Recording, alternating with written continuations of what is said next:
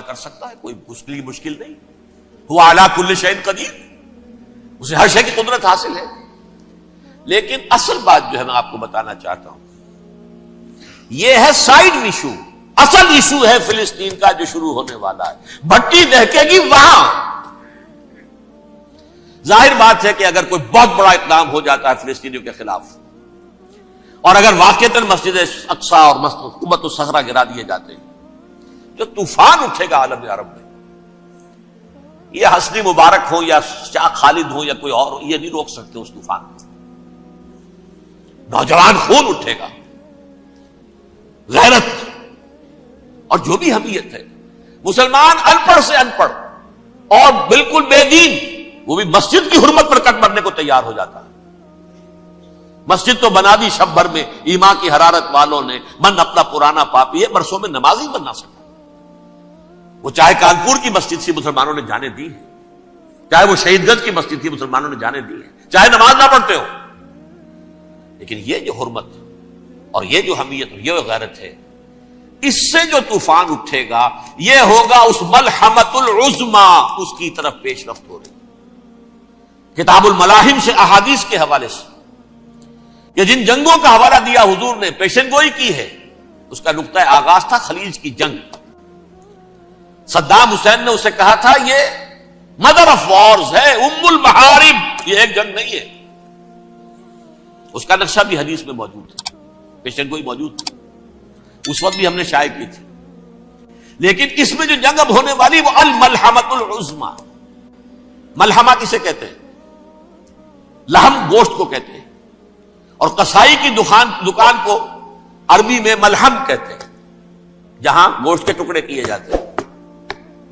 آج کل مشینوں سے ہوتے ہیں، اب جو ہے وہ ہاتھ سے چھریوں سے نہیں ہوتے، لیکن ٹکڑے ہو رہے ہوتے ہیں، جسموں کے چیتھڑے اڑ رہے ہوتے. ملحمہ، یہی لفظ استعمال کیا تھا حضرت سعد ابن عبادہ نے رضی اللہ تعالی عنہ یوم فتح مکہ. ان کے دل میں تھا کہ اب ہم انتقام لیں گے ان عربوں سے، ان قریش سے. الیوم یوم الملحمہ، الیوم یوم الملحمہ، یہ کہتے ہوئے جا رہے تھے. ایک خاص کیفیت، آج ہے گوشت کے ٹکڑے اڑانے کا دن. حضور سے کہا کسی نے جا کر کے ساتھ تو یہ کہہ رہے ہیں الیوم یوم الملحمہ، الیوم یوم الملحمہ. حضور نے فرمایا نہیں، ان سے کہو جا کر الیوم یوم المرحمہ، الیوم یوم المرحمہ، آج رحمت کا دن ہے، آج تو میں ان سب کو معاف کروں گا. لا تثریب علیکم اليوم، میں تم سے وہی بات کہہ رہا ہوں جو میرے بھائی یوسف نے کہی تھی اپنے بھائیوں سے، اذهبوا فانتم الطلقاء، جاؤ تم سب کے سب آزاد. وہ ملحمہ ہے جس کو کہ حضور نے حضرت معاذ بن جبل رضی اللہ تعالی عنہ کی روایت ہے، اس میں سے جو ابو داؤد میں روایت آئی ہے اس میں الملحمۃ العظما، عظما مؤنث ہے اعظم کا. آپ کہتے ہیں جنگ عظیم اول، جنگ عظیم دوم، عظیم کا باپ ہو گیا اعظم، سب سے بڑا، اور اس کا مؤنث ہے سب سے بڑی، عظما. الملحمۃ العظما، سب سے بڑی لڑائی. میرے نزدیک یہ وار کے معنی میں نہیں ہے، بیٹل کے معنی میں. انگریزی میں یہ دو لفظ علیحدہ ہیں، وار، بیٹل. وار سالوں کو محیط ہوتی ہے، بیٹل کسی ایک خاص جگہ پر جو لڑائی ہوتی ہے اس کو کہتے ہیں. حضور کے اور قریش کے درمیان 6 سالہ وار تھی، جنگ تھی. لیکن بیٹلز، بیٹل آف احد، بیٹل آف بدر، یہ بیٹلز تھی، لڑائیاں تھی. تو عظیم ترین جنگ شاید اس اعتبار سے نہ ہو جیسے کہ ورلڈ وار 1 اور ورلڈ وار 2، یعنی اس کی وسعت کا اتنا معاملہ نہیں اور طوالت کا نہیں. لیکن جو لڑائی جو ہے بیٹل ہونی ہے، جس کو کہ یہ لوگ، یا چونکہ میں نے کہا تھا شروع میں کہ سرما ہے میری آنکھ کا خاک حجاز و ہول قدس، نیو ٹیسٹمنٹ کی آخری کتاب ہے the book of revelation, revelation of saint جان.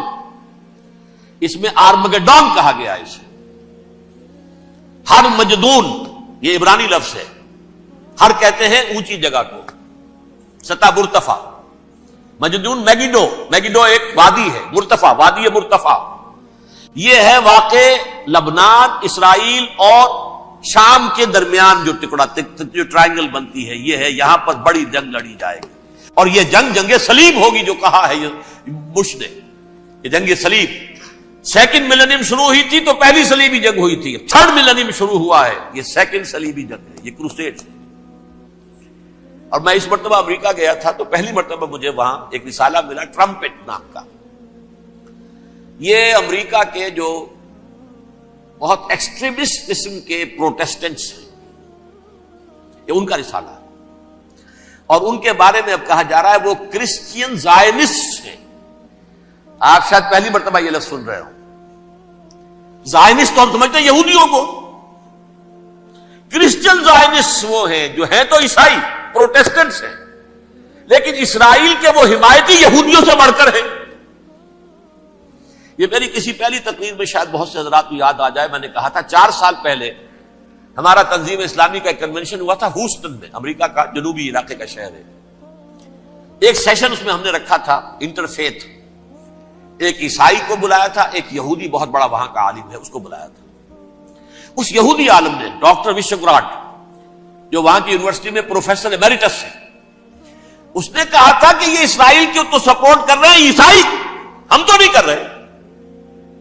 جو پریکٹسنگ یہودی ہیں وہ زیادہ اسرائیل کے حق میں نہیں تھے, یہ تو سن 67 کے بعد انہوں نے اسرائیل کو تسلیم کیا ہے.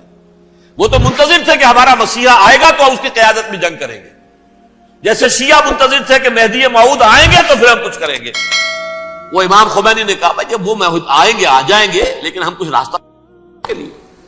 زائنسٹ نے آگے بڑھ کر ریاست قائم کر لی, اور جب یروشلم پر بھی پورا قبضہ کر لیا تب جو ہے در حقیقت مذہبی یہودی جو ہے پھر انہوں نے اپنایا ہے, اون کیا ہے, اور نئے سیٹلمنٹس جو بھی بنے ہیں وہاں پر اسرائیل میں, اس میں اکثر و بیشتر مذہبی یہودی آیا, اور بروکلن کے علاقے سے سب سے بڑھ کر آئے ہیں, جو امریکہ میں نیو یارک کا ایک جنوبی علاقہ ہے, بہت بڑا یہودیوں کا بہت بڑا گڑھ ہے.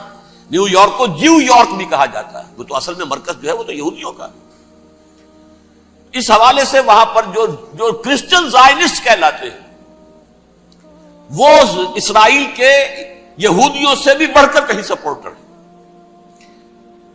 بہرحال اس دوسری صلیبی جنگ کا معاملہ جو میں کہہ رہا تھا, ٹرمپٹ نامی رسالہ, اس کا ایک مضمون ہے دی لاسٹ کروسیڈ. اب یہ آخری کروسیڈ ہے جو شروع ہونے والا ہے. میں تو حیران ہوں کس قدر کھل کے وہ باتیں کرتے ہیں. رومن کیتھولکس کو وہ کہتے ہیں کہ یہ شیطان ہے, یہ پوپ شیطان ہے, یہ یورپ کو اس نے جمع کیا ہے کرسچینٹی کی بنیاد پر, اور اس میں زیادہ تر کیتھولکس ہیں. آپ کو معلوم ہے برطانیہ بڑی مشکل سے شامل ہوا ان کے ساتھ, اس لیے کہ وہ پروٹیسٹنٹ کا سردار تھا, ابھی پوری طرح نہیں ہے. یورپ جو ہے وہ رومن امپائر دوبارہ یہ کھڑی کر رہا ہے, اور در حقیقت یہ جو ہے یہودیوں سے بھی چھیننا چاہتے ہیں اسرائیل کو اور فلسطین کو, اور مسلمانوں سے بھی, اور یہ وہی کروسیڈ جو تھے اربن ثانی کے اس کی تیاری کر رہے ہیں تاکہ وہاں پر عیسائی حکومت قائم ہو جائے, کیتھولکس کی, پوپ کی حکومت قائم ہو جائے, جیسے ایسٹ تیمور میں تبدیلی. ایسٹ تیمور میں کون سی حکومت بنی ہے؟ Roman Catholic. رومن کیتھولک اسرائیل میں بنے تاکہ یہ سارے مقامات مقدسہ جہاں اسرائیل پیدا ہوئے, بیت حضرت مسیح پیدا ہوئے, بیت الحم کہاں ہے؟ وہی ہے کہ نہیں؟ جہاں سے ریزریکشن ہوا ان کے خیال میں وہ کہاں ہے؟ وہیں پر ہے کہ نہیں؟ بڑے بڑے گرجے ان کے وہی ہیں. تو اس اعتبار سے ان کا کہنا یہ ہے یہ لاسٹ کروسیڈ کی تیاری ہو رہی ہے, یہ کیفور. اور ان کا کہنا یہ ہے کہ یہ پوری طاقت نیٹو کی جو ہے یہ پہلے جرمنی سے لائی گئی بوسنیا, انہوں نے خود وہاں جنگ کروائی, انہوں نے خود وہاں پر ایتھنک کلینسنگ کروائی, پھر خود مصالحت کے لیے آ گئے, پھر کوسوو میں انہوں نے خود آگ بھڑکائی. یہ میں نہیں کہہ رہا, یہ وہ ٹرمپٹ رسالہ امریکہ سے چھپنے والا پروٹیسٹنٹس کا رسالہ ہے جو یہ کہہ رہا ہے. پھر انہوں نے کوسوو کے اندر کروایا, اور پھر وہ وہاں پر پیس فورس کی حیثیت سے آ گئے. اب وہ میسیڈونیا میں کروا رہے ہیں اور وہاں داخل ہو گئے ہیں. اگلا قدم ان کا سائپرس ہوگا, سائپرس میں ترکوں کو اور وہ گریکس کو لڑائیں گے اور وہاں آ جائیں گے, وہاں سے ایک چھلانگ لگائیں گے اور یہ فلسطین میں پہنچیں گے, اور یہ وہاں پر ایک رومن امپائر, اپنی پرانی رومن امپائر کی طرح کی رومن کیتھولک ریاست قائم کرنا چاہتے ہیں. تو وہاں امریکہ کے عیسائیوں میں بھی کوئی ایک طبقہ نہیں ہے, کیتھولکس بھی ہے, کیتھولکس زیادہ نہیں ہے ہمدرد, لیکن اب تابع ہو چکے ہیں. اسحاق ریبین نے جب یہ پیس ٹاک شروع ہوئی تھی, آپ کو یاد ہوگا شاید, کہ جب وہ آیا تھا واشنگٹن سے واپس فلسطین اسرائیل, تو پہلے روم میں رکا for an audience with the Pope, اور پوپ کو اس نے ایک مرتبان سا پیش کیا تھا, حضرت سلیمان علیہ السلام کے زمانے کا مرتبان, اور کہا تھا دیکھیے 3000 برس تک ہم نے اس کی حفاظت کی ہے, اب یہ میں آپ کے حوالے کر رہا ہوں.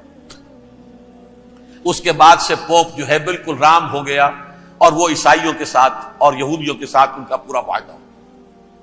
اب پورا عیسائی ورلڈ جو ہے بعثت مجموعی یہودیوں کے شکنجے میں ہے. البتہ ان کے اندر بھی جھگڑے ہیں. جو وہاں پر وائٹ کرسچن ملیشیاز ہیں وہ ایکسٹریمسٹ ہیں کیتھولکس. ان کے نزدیک دشمن نمبر 1 یہودی، دشمن نمبر 2 مسلمان، دشمن نمبر 3 جو یورپ میں کالے ہیں، ایفرو امریکن، چاہے وہ عیسائی ہو گئے ہوں، کوئی بھی ہو. یہ 3 دشمن ہیں جن سے انہوں نے کلینز کرنا ہے، صاف کرنا ہے ان کے خیال کے مطابق امریکہ کی سوسائٹی کو. اولاً یہود، پھر مسلمان، اور پھر یہ جو کالے ہیں. لیکن دوسری طرف پروٹیسٹنٹس کے اندر ایکسٹریمسٹ وہ ہیں جنہیں کہا جا رہا ہے یہ کرسچین زائنسٹ ہیں، یہ اسرائیل سے بڑھ کر سپورٹرز ہیں. بہرحال یہ اب جنگ ہوگی، اس کا نتیجہ کیا نکلے گا یہ تو اللہ ہی جانتا ہے. اب میں آخری بات کی طرف آ رہا ہوں. آخری نتیجہ تو جو بھی کچھ اپس اینڈ ڈاؤنز آئیں گے. تلک الایام نداولها بین الناس.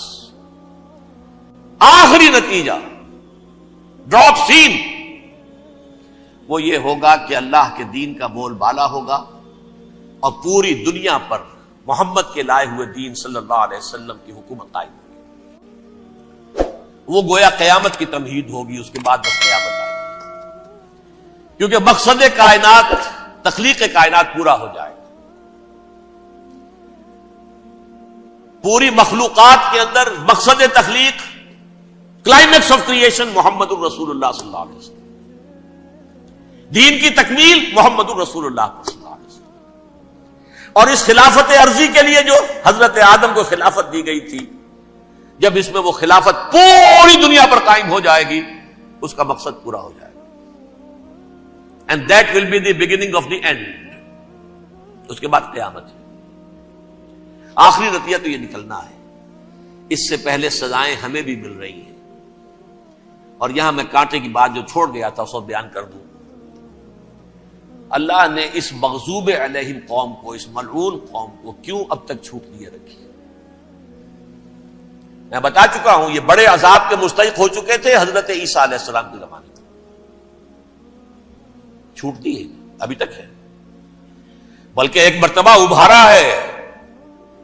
1900 برس کے بعد ابھرے ہیں یہ. بالفور ڈیکلریشن 1917، سن 70 عیسوی کے بعد، تقریباً 1900 برس، 1850 برس تو ہے کم سے کم. پھر creation of Israel 1948، 1967 extension of Israel, یروشلم پر قبضہ. یہ سارا جو ہے کیوں ہے؟ اللہ تعالیٰ اس خیر امت محمد صلی اللہ علیہ وسلم، اس کے بہترین حصے کو سزا ان ملعونوں کے ہاتھوں دے رہا ہے. کیوں؟ جو جرم انہوں نے کیا تھا وہی ہم نے کیا. انہوں نے اللہ کی کتاب کو پیٹھ کے پیچھے پھینکا. نبذ فریق من الذین اوتوا الکتاب کتاب اللہ وراء ظہورہم. ہم نے اپنی پیٹھوں کے پیچھے پھینکا کہ نہیں.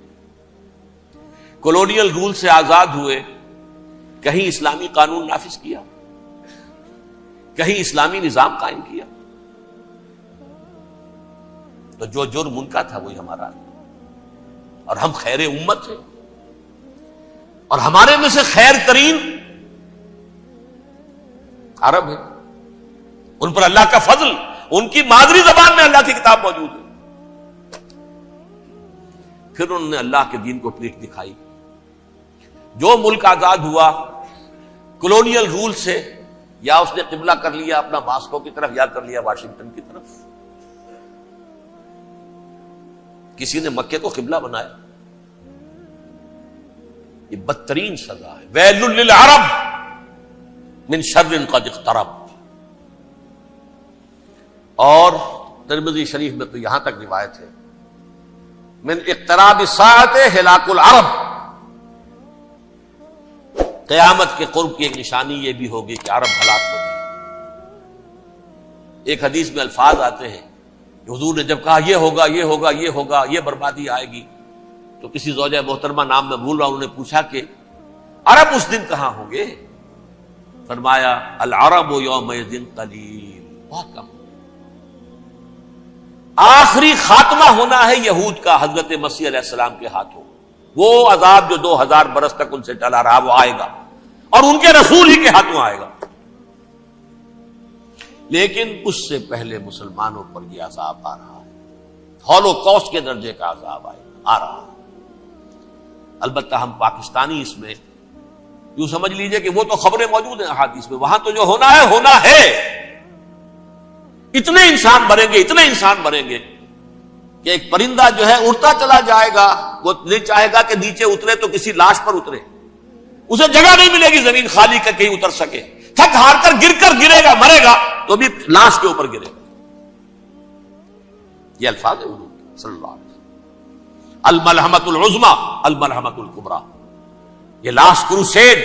ٹرمپٹ اخبار نے, میں اس کا فوٹو اسٹیٹ بھی کبھی آپ کو دکھا دوں, ویسے میرے ساتھ ہے وہ رسالہ ٹرمپٹ, دی لاسٹ کروسیڈ, اس کی تیاری ہو رہی ہے. وہ الملحمۃ العظمی اور ملحمۃ الکبریٰ جو ہے وہ آنے والی ہے. ابن ماجہ میں کبریٰ کہا ہے, اکبر کا مؤنث کبریٰ.